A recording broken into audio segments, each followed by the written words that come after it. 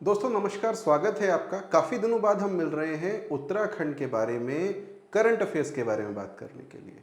तो एक नई चीज़, एक नया करंट अफेयर्स इस बीच उत्तराखंड में आया है और वो है इंडिया का पहला प्राइवेट बायोस्फीयर।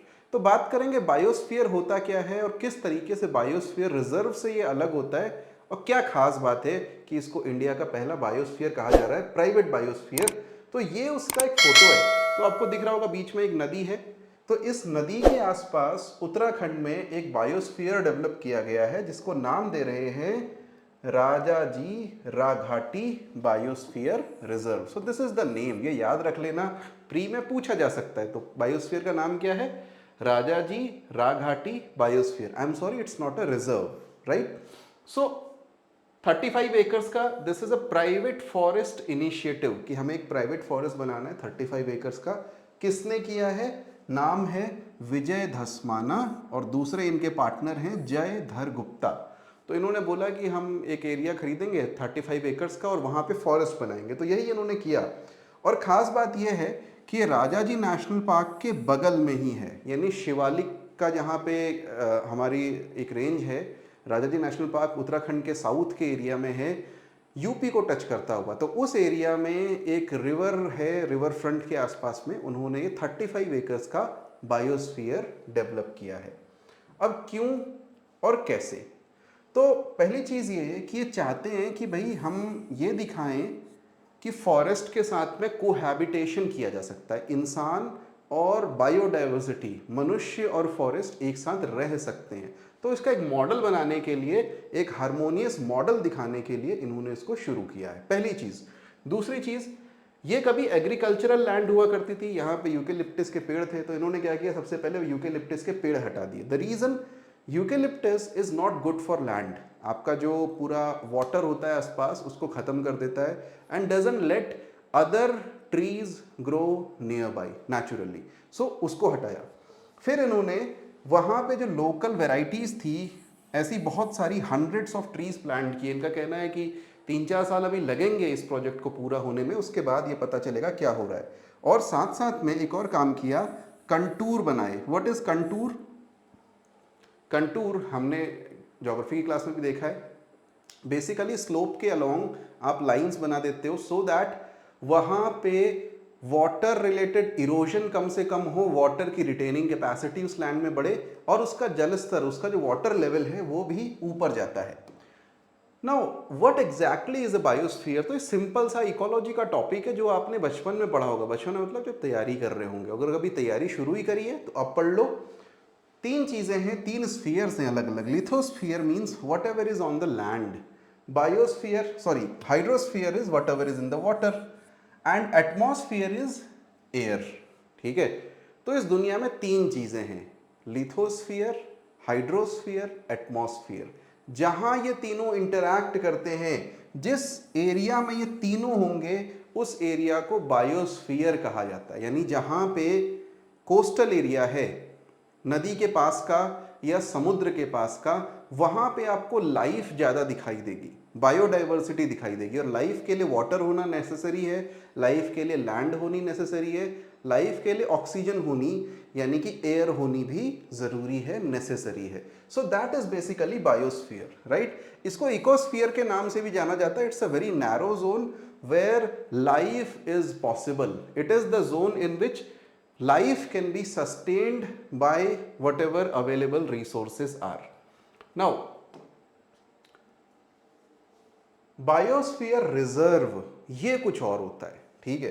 तो what is biosphere reserve? UNESCO एक बॉडी है, यूनाइटेड नेशंस का ऑर्गेनाइजेशन है। तो उसने डिफाइन किया हुआ है बायोस्फीयर रिजर्व को, और वो उन एरियाज को बायोस्फीयर रिजर्व बनाती है जहां पे बोलती है representative parts of natural and cultural landscapes extending over large areas of terrestrial, coastal, marine ecosystems or a combination of both. Terrestrial यानी लैंड, मरीन यानी सी, और कोस्टल मतलब कोस्ट पे। ठीक है? तो टेरेस्ट्रियल हो, मरीन हो, कैसा भी इकोसिस्टम हो, अगर एक बहुत बड़े एरिया में है और वहां पे अच्छी बायोडाइवर्सिटी है तो उसको वो बायोस्फीयर रिजर्व के नाम से एक डेजिग्नेशन दे देती है। हर बायोस्फीयर रिजर्व में 3 एरियाज होंगे। एक होता है buffer zone, sorry core zone, जो एकदम उसके अंदर होता है, ठीक है। सो लेट अस से यहाँ पे एक एरिया है जहाँ पे बाहर के लोग जाना अलाउड ही नहीं है, इसको हमको अनडिस्टर्ब्ड रहने देना है। इसके बाहर एक बफर जोन है जहाँ पे हो सकता है आप साइंस एंड टेक्नोलॉजी, जो साइंटिस्ट हैं, एकेडमिशियंस हैं, वो लोग जाएं कुछ रिसर्च वगैरह करें, लेकिन ह्यूमन एक्टिविटीज़ बहुत लिमिटेड होंगी। और उसके बाद में एक बफर जोन होगा। So we have a core zone, we have a transition zone and we have a buffer zone. Buffer zone is the outside zone, जो बाहर की दुनिया से बफर बनाएगा, जहाँ पे ट्रेडिशनली जो लोग रह रहे हैं वो रह रहे हैं, नया बसावट, नया कंस्ट्रक्शन मना हो जाता है, ठीक है। सो this is biosphere reserve. By the way आपको बता दूं, नंदा देवी बायोस्फीयर रिजर्व, जब उत्तराखंड में एक बायोस्फीयर रिजर्व है नंदा देवी बनाया गया, तो चूंकि ये चीजें रोकी गई तो वहां पे एक मूवमेंट शुरू हुआ उसी रैणी विलेज से जहां पे चिपको मूवमेंट शुरू हुआ था, और उस मूवमेंट को कहते हैं छीनो झपटो मूवमेंट। चिपको भी रेणी से शुरू हुआ है और छीनो झपटो भी रेणी से ही शुरू हुआ है, तो ये आप ध्यान में रखेंगे। चलिए, इंडिया में 18 बायोस्फीयर रिजर्व हैं, जिसमें से 12 को यूनेस्को ने अपने मैन एंड बायोस्फीयर प्रोग्राम के अंदर में रखा है। मतलब गवर्नमेंट ऑफ इंडिया ने 6 और डिक्लेयर कर दिए हैं, एक्चुअली में 12 हैं अगर यूनेस्को की तरफ से देखा जाए। जो उसमें पहला था उसको बोला जाता है नीलगिरी बायोस्फीयर रिजर्व। इनके बारे में कुछ और चीजें जान लेते हैं। सबसे पहले एक मैप देख लो, यहाँ पे आपको बायोस्फीयर रिजर्व मिलेंगे। हिमाचल में there is one called cold desert, Uttarakhand में एक है नंदा देवी, सिक्किम में है कंचनजंगा, और फिर देखो असम में आपको 2 दिखेंगे, ठीक है, मानस और डिब्रू साइखोवा। नोकरेक मेघालय में, देहांग दिबांग आपका मिल गया अरुणाचल में। बंगाल में सुंदरबन, अगर आप इस एरिया में आओ, सबसे ज्यादा कहां पे है? मध्य प्रदेश में। देखो, एक पचमढ़ी, दूसरा है अचानक मर अमरकंटक, अचानक मर अमरकंटक, और पन्ना। उड़ीसा में सिमलीपाल, शेषाचलम आंध्र प्रदेश में, नीलगिरी और गल्फ ऑफ मन्नार ये हैं आपके तमिलनाडु में, और बॉर्डर पे केरल के साथ there is one place called Agasthya मलाई।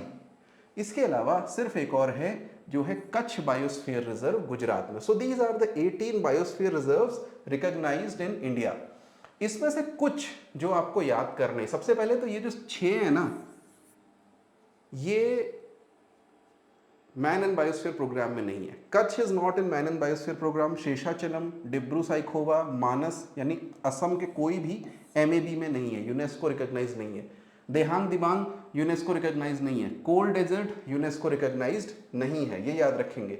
और इसके अलावा छोटी छोटी चीजें, जैसे there is only one marine biosphere which is Gulf of Mannar. आपको एक होमवर्क देता हूं, गल्फ ऑफ मन्नार कौन से स्पीशीज के लिए फेमस है? यूपीएससी में एक बार ये क्वेश्चन आया था, ठीक है, Gulf of Mannar. Cold desert Himachal में है, नाम याद रखना। उत्तराखंड में नंदा देवी ऑब्वियसली। सबसे बड़ा बायोस्फीयर रिजर्व कच्छ का बायोस्फीयर रिजर्व है, और जो लेटेस्ट है वो पन्ना, जो कि मध्य प्रदेश में है, that is the biosphere reserve. तो होपफुली आज का लेक्चर आपको अच्छा लगा होगा, कुछ आपको सीखने के लिए मिला होगा, और प्री के लिए आपके इंपॉर्टेंट होगा। जल्दी ही आपसे फिर मुलाकात होगी। Bye bye.